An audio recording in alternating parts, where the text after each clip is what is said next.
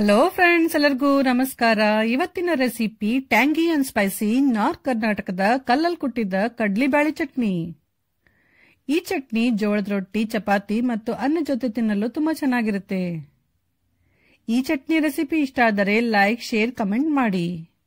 ಇನ್ನಷ್ಟು ನಾರ್ತ್ ಕರ್ನಾಟಕದ ರೆಸಿಪಿಗಳಿಗಾಗಿ ನಮ್ಮ ಚಾನೆಲ್ ಪಾಕ ಶೃಂಗಾರವನ್ನು ಸಬ್ಸ್ಕ್ರೈಬ್ ಮಾಡಿ. ಹೊಸ ವಿಡಿಯೋಗಳ ನೋಟಿಫಿಕೇಶನ್ಗಾಗಿ ಬೆಲ್ ಐಕಾನ್ ಅನ್ನು ಪ್ರೆಸ್ ಮಾಡಿ. ಚಟ್ನಿ ಮಾಡಲು ಬೇಕಾಗುವ ಸಾಮಗ್ರಿಗಳು: ಕಡಲೆಬೇಳೆನ ಕ್ಲೀನಾಗಿ ತೊಳೆದು 1 ಗಂಟೆ ನೆನೆಸಿಡಿ. ನಂತರ ಮಾವಿನಕಾಯಿನ ಕ್ಲೀನಾಗಿ ತೊಳೆದು ಸಣ್ಣದಾಗಿ ಕಟ್ ಮಾಡಿಟ್ಕೊಂಡಿದ್ದೀನಿ. ಫ್ರೆಂಡ್ಸ್, ಇಲ್ಲಿ ಕಡಲೆಬೇಳೆ ಸ್ವಲ್ಪ ಜಾಸ್ತಿ ತಗೋಬೇಕು, ಮಾವಿನಕಾಯಿ ಸ್ವಲ್ಪ ಕಡಿಮೆ ಇರಬೇಕು. ಅಂದ್ರೆ 1 ಕಪ್ ಕಡಲೆಬೇಳೆ ಇದ್ರೆ 1/4 ಕಪ್ನಷ್ಟು ಕಟ್ ಮಾಡಿದ ಮಾವಿನಕಾಯಿ ತಗೊಳ್ಳಿ.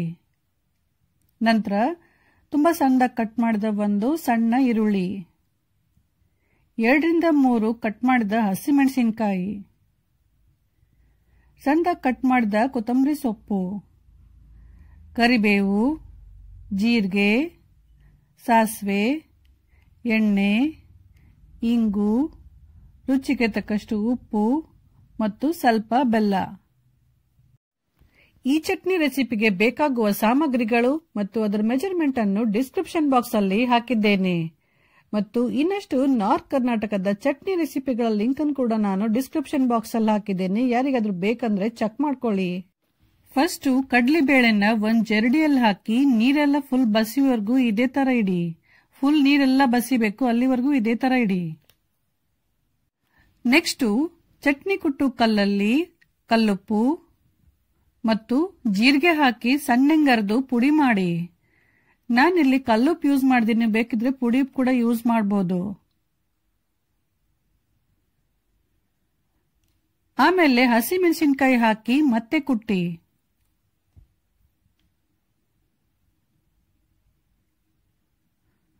ಹಸಿಮೆಣಸಿನಕಾಯಿ ಸಣ್ಣ ಆದ್ಮೇಲೆ ನೆಕ್ಸ್ಟ್ ಕರಿಬೇವನ್ನ ಕೈಯಿಂದ ಈ ತರ ಮುರಿದ್ಬಿಟ್ಟು ಹಾಕಿ, ಆಮೇಲೆ ಕೊತ್ತಂಬರಿ ಸೊಪ್ಪು ಹಾಕಿ ಮತ್ತೆ ಕುಟ್ಟಿ.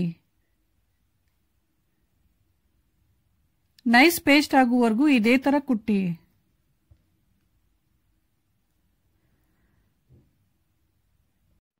ಆಮೇಲೆ ಬೆಲ್ಲ ಮತ್ತು ಕಟ್ ಮಾಡಿದ ಮಾವಿನಕಾಯಿ ಹಾಕಿ ಮತ್ತೆ ಕುಟ್ಟಿ. ಫ್ರೆಂಡ್ಸ್, ನಾನಿಲ್ಲಿ ಕಲ್ಲಲ್ಲಿ ಕುಟ್ತಾ ಇರೋದ್ರಿಂದ ಎಲ್ಲ ಸಾಮಗ್ರಿಗಳನ್ನು ಒಂದೊಂದಾಗಿ ಸಪರೇಟ್ ಆಗಿ ಕುಟ್ತಾ ಇದ್ದೀನಿ. ನೀವು ಮಿಕ್ಸಿಯಲ್ಲಿ ಚಟ್ನಿ ಮಾಡಬೇಕಂದ್ರೆ ಎಲ್ಲ ಸಾಮಗ್ರಿಗಳನ್ನು ಒಟ್ಟಿಗೆ ಹಾಕಿ ಮಿಕ್ಸಿ ಮಾಡಬಹುದು. ಮಿಕ್ಸಿಗೆ ಹಾಕಬೇಕಾದ್ರೆ ಒಂದ್ ವಿಷಯ ಗಮನದಲ್ಲಿಡ್ಬೇಕಂದ್ರೆ ಚಟ್ನಿನ ತುಂಬಾ ನೈಸ್ ಮಾಡಬಾರ್ದು, ಸ್ವಲ್ಪ ತರಿತರಿನೇ ಇರಬೇಕು. ಮತ್ತೆ ಮಿಕ್ಸಿನ ರನ್ ಮಾಡಬೇಕಾದ್ರೆ ಅಪೋಸಿಟ್ ಸೈಡ್ ಅಲ್ಲಿ ರನ್ ಮಾಡಿದ್ರೆ ಚಟ್ನಿ ಬೇಗ ಪೇಸ್ಟ್ ಆಗಲ್ಲ. ಈ ಚಟ್ನಿ ಸ್ವಲ್ಪ ತರಿತರಿ ಇದ್ರೇನೆ ತುಂಬಾ ರುಚಿ ಆಗುತ್ತೆ. ಇವಾಗ ಮಾವಿನಕಾಯಿ ಸಣ್ಣ ಆಗಿದೆ. ನೆಕ್ಸ್ಟ್ ಇವಾಗ ಇದನ್ನು ಸೈಡಿಗೆ ಸರಿಸಿ ಕಡಲೆಬೇಳೆ ಹಾಕಿ. ಕಡಲೆಬೇಳೆನ ಸಣ್ಣ ಮಾಡಬಾರ್ದು, ತರಿತರಿ ಇರಬೇಕು.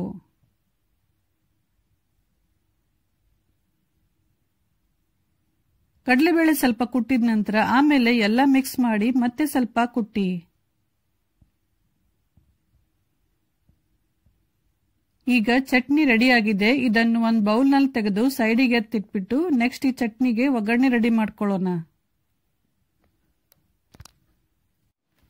ಒಗ್ಗರಣೆಗೆ ಎಣ್ಣೆ ಕಾಯಕ್ಕಿಡಿ. ಎಣ್ಣೆ ಚೆನ್ನಾಗಿ ಕಾಯ್ದ ನಂತರ ಅದರಲ್ಲಿ ಸಾಸಿವೆ ಹಾಕಿ.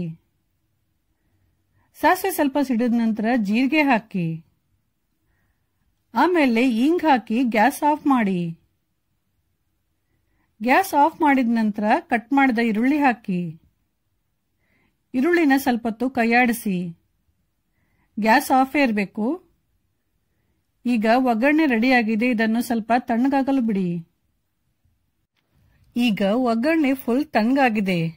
ಇದನ್ನು ಮುಂಚೆ ಕಲ್ಲಲ್ಲಿ ಕುಟ್ಟಿ ರೆಡಿ ಮಾಡಿದ ಚಟ್ನಿಯಲ್ಲಿ ಹಾಕಿ ಚೆನ್ನಾಗಿ ಮಿಕ್ಸ್ ಮಾಡಿ.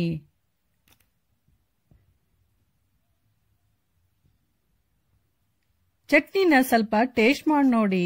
ಉಪ್ಪೇನಾದ್ರೂ ಕಡಿಮೆ ಅನಿಸಿದ್ರೆ ಹಾಕಿ ಮತ್ತೆ ಚೆನ್ನಾಗಿ ಮಿಕ್ಸ್ ಮಾಡಿ. ಈಗ ಕಡ್ಲಿಬ್ಯಾಳಿ ಚಟ್ನಿ ರೆಡಿ ಆಗಿದೆ. ಇದನ್ನು ರೊಟ್ಟಿ ಅಥವಾ ಚಪಾತಿ ಜೊತೆ ಸರ್ವ್ ಮಾಡಿ.